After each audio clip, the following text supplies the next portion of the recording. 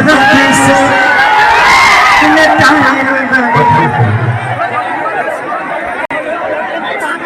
कि पायल भुलाई बा तुझे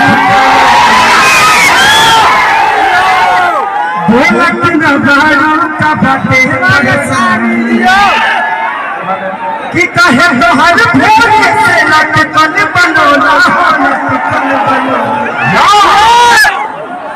तेरा जा छूटा का पसीना तेरा जा जानी बाजार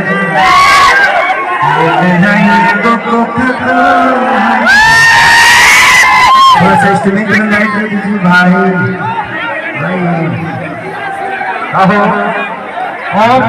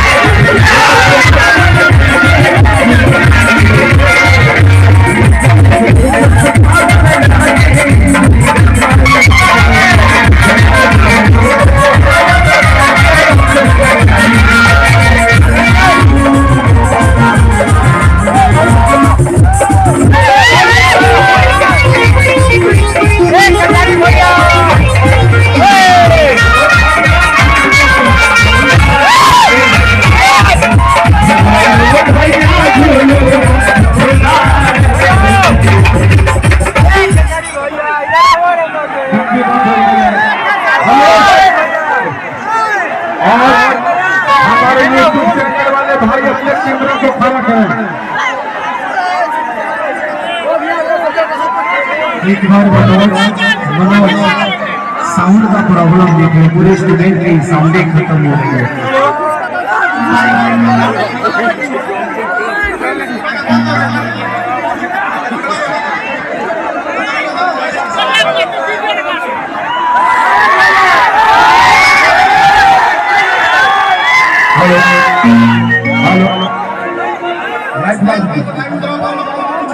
लाइट ऑन कर दीजिए। लाइट ऑफ हो गया।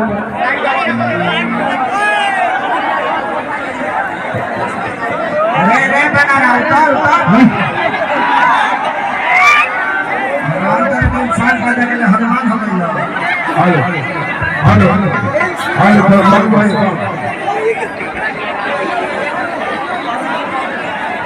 आप लोग अगर नहीं उतरिएगा तो ये कार्यक्रम बंद हो जाएगा। आप लोग नीचे उतर के कार्यक्रम का आनंद ले सकते हैं। आप सबका कार्यक्रम है, ये बंद हो जाएगा तो आप लोग को क्या मिलेगा मैं ये जानना चाहता हूँ। पूरे लोग इंस्ट्रूमेंट के सर पे बैठे हुए आप लोग कैसे बजाएंगे हम लोग, और वो नहीं बजाएंगे तो हम कैसे गाएंगे।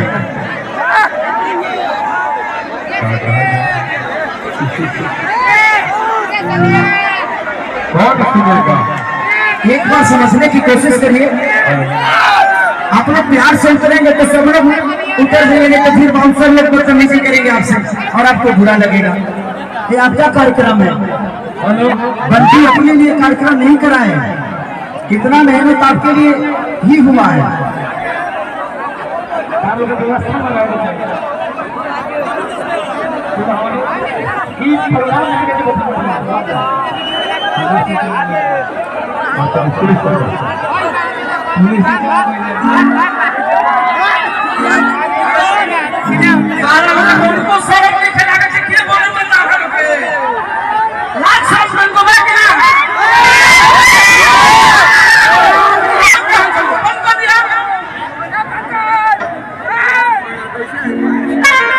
थोड़ा सा स्टेज की प्रॉब्लम हो रही है, बाकी इधर प्रॉब्लम नहीं है, स्टेज की प्रॉब्लम है।